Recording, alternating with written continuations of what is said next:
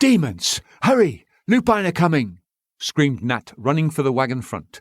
He slapped the camel hard on the rump, yelling, Run! Sinsor struggled to climb the steep dune, finally reaching the crest where the other lupine already stood. He was breathing hard and felt dizzy. He looked down the dune and saw that the desert descended into a valley, green prairie extending for miles, ending in a winding aquamarine river. A wagon raced halfway across the valley, with several figures jogging alongside. He could not believe his eyes.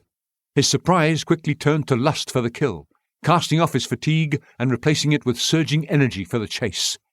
He raised his head and barked an ear-splitting howl, holding it until his lungs emptied.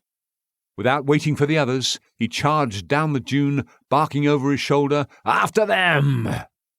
The other lupine warriors yipped and barked as they raced after their commander. Sinsor, his wounds forgotten, licked his fangs, almost tasting the human's blood. Nathaniel rode on the back of the camel, spurring it forward with a switch. The others jogged along with the wagon, desperate to reach the river before the lupine caught them. Jacoby was the limiting factor, falling farther and farther behind until Nathaniel was forced to stop for a short rest. Keep going, Jacoby gasped, saturated with perspiration. Don't wait on me. Don't be mad, responded his brother, handing him a water skin. Jacoby took several gulps, and after a few minutes his breathing relaxed, but his heartbeat still pounded his temples. We must keep going. Are you ready? Jacoby nodded but looked over his shoulder. The rangers were already more than halfway down the rocky terrain. Once they reached the plain, he knew there was no stopping them. We need a diversion to slow them down, he said, but Nat had already returned to the front.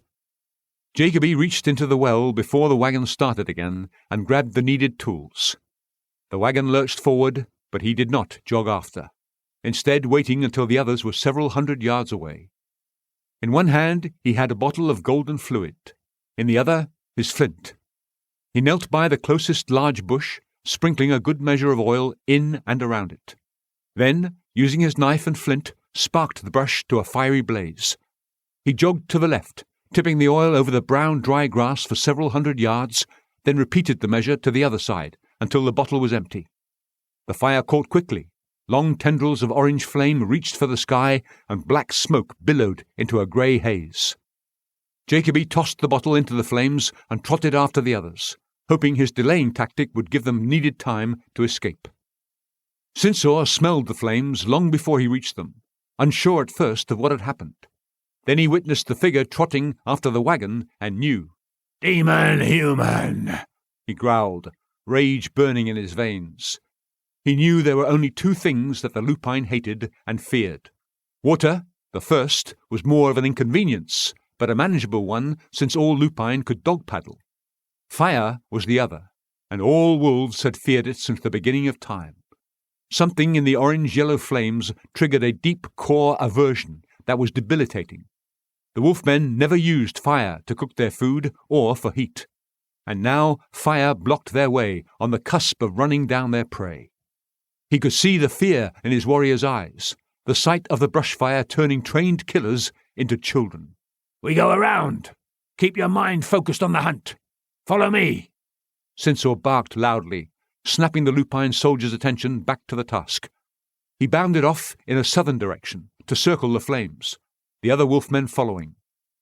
Jacoby lagged farther and farther behind the wagon, just as Nathaniel, realizing the lupine rangers were close, urged everyone to accelerate, hoping to reach the safety of the river. Jacoby's delay tactic had worked, buying time. His problem, however, was movement.